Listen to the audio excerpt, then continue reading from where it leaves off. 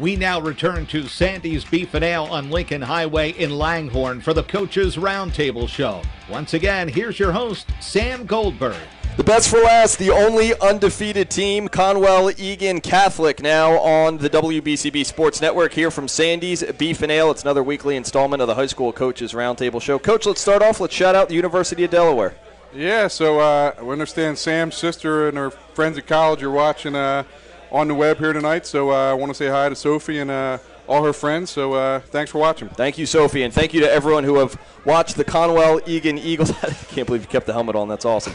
Who have watched Conwell Egan go 5-0. Coach, season halfway over. Just tell us about the undefeated start. One at a time. So that's all it's really been, and that's kind. I mean, you've heard that over and over and over again with us. Is and that's what we told the kids on the weekend when they beat Newman. It was we got over that hurdle, and Sunday kids coming in to do some recovery workouts, and we were right into Carroll, and it's been about Carroll on Monday, Tuesday, today, and tomorrow we'll put the final preparations in, and then go there on Friday and see if we can be 1-0 this week. You guys won 42-30. You told me off air it should have been 42-12. Just elaborate on that. They had scary speed. I mean, we told our guys before the game and looking at film, I mean, Newman's probably the fastest athletic team we're going to see all year. I mean, they have some really scary athletes on their team. And I told their coach that after the game, walking off the field, said, hey, if this would have gone much longer, it could have gone either way. And, they're going to be really good in the next couple of years with those athletes. But we got the best of them this time. I think we were just a little bit more physical, and we knew if we dragged them into a slugfest, they didn't want that. So we kind of worked our way to make sure it was a slugfest. Different sides of the ball getting it done for you guys as well. I saw Andrew Garwo had a touchdown. Tyrone Mitchell, the third return to kickoff for a touchdown. Just talk about how deep this team is and the different sides of the ball and how they get things done. Depth is always an issue with smaller schools. But we're pretty fortunate that we have a lot of guys that play both ways, and then we've got guys pushing now at each position, which culturally we haven't had in the last 6, 7, 8 years. And we're at that point now where we've got guys pushing, the younger guys pushing, and it's great. It just makes our practices more competitive, and then it just gives us an opportunity on game day to kind of make some different decisions out there, if we have to adjust. What is it about this season where the culture's changed and guys are pushing for the first time? I wish you kept it on. The guys are pushing for the first time, as you said. It's just been a culture shift. And kids like Patrick Garwo, who has come in and just kind of changed the culture of the school and our program, Dwayne Majors, their work ethic is it's unparalleled. To what I've seen in 20-plus years of coaching high school ball, and it's just been really a pleasure to watch those kids grow up. Some of them growing up into men, and we're just one at a time, and looking forward to see where this goes this year. So. And when you have kids like Patrick Garbo who has that work ethic, that's contagious for like the guys you brought tonight. Oh, without a doubt. Even the younger kids too, and these guys. When Jackson came over middle of last year, he picked right up on where we're at, and it really kind of took off. And Sam's just a hard, tough-nosed worker in our weight room and in our program. I'm going to hand it over to the voice of the Conwell Egan Eagles. He's called all 5 of their wins, Chris Ermer. And, Coach, before I do that, tell us who you brought tonight, and then we'll hand it over to Chris. Sure. So we brought senior Jackson Martinez with us. Jackson transferred over from Notre Dame last year, and he plays defensive end for us and is just a relentless rusher on the defensive end for us. He plays our weak side defensive end. If that gets past that left side tackle, look out. And then on offense, he plays a little bit of left tackle for us as well. So it does a great job, and we're lucky to have him. He's just relentless there. And then next to him, we have junior Sam Schur. Sam is our full-time tight end. And then on linebacker for us for defense, he plays what we call our bandit position, which is our weak side linebacker. And he's been a stalwart for us on that side for the last 3 years. He played as a freshman and started last year as a sophomore, and is continues in this year. So he's just a great kid. They're really smart kids too. So Jackson, we'll start with you. As a weak side defensive end with all the athletes on Newman-Goretti, must have been some additional responsibilities just to maintain, contain, and make sure those guys don't get outside and get to the sideline? Oh, yeah, big time.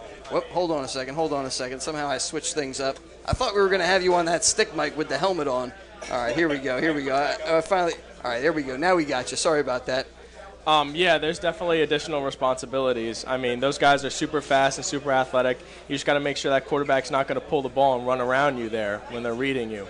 And that's like the most important thing, to stay square and make sure that's not going to happen, because that could be a big loss for the team. So you come and you join this team from Notre Dame. How's that been welcomed by?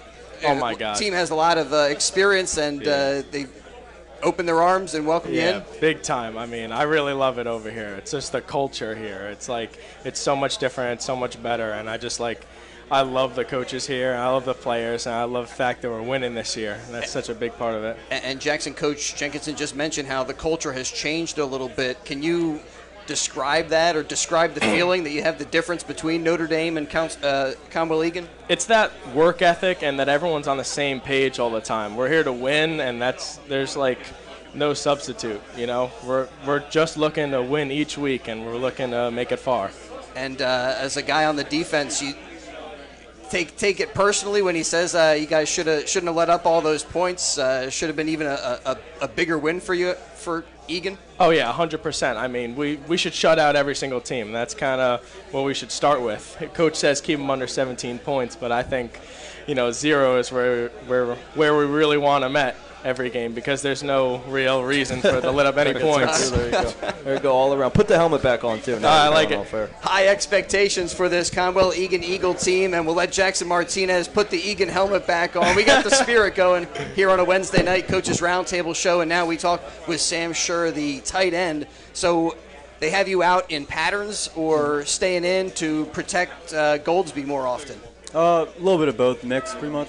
And you play a little bit on both sides of the football, right? You come in yes. some defensive packages. Which side, offensive, defensive side, do you like a little bit more? Probably offense, just because I'm probably better at it, I would say.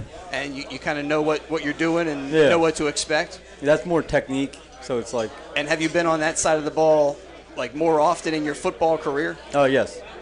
All right, so you guys are looking to keep it rolling. What do you see in some film study? What are the coaches telling you guys about Archbishop Carroll? They're pretty good. Like, I think we can handle them, but like we still have to bring our A game.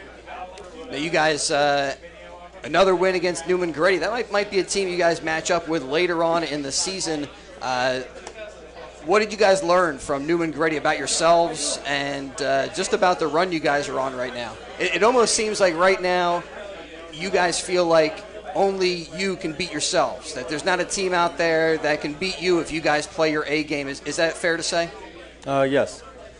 All right, yeah, well, hopefully you guys can keep it rolling. And I know PCL Blue Division, you guys are right there in the mix for a championship, and also got your mind on a AAA playoff picture as well. What do you think the biggest things to continue this run for you guys? Best, positive things that you guys need to continue? Just continue to grow as a team.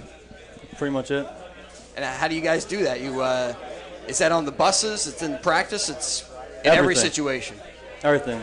All right, well, Sam, thanks so much for being with us. And Jackson, appreciate it. Coach Jenkinson, thanks. Always appreciate you guys being part of the Keep Coaches the helmet, Roundtable show here on WBCB. Had some fun tonight. Yeah, that was fun. And don't tackle Chris off air. He said he was going to tackle you when he got off air. I gave him the idea. You told him to.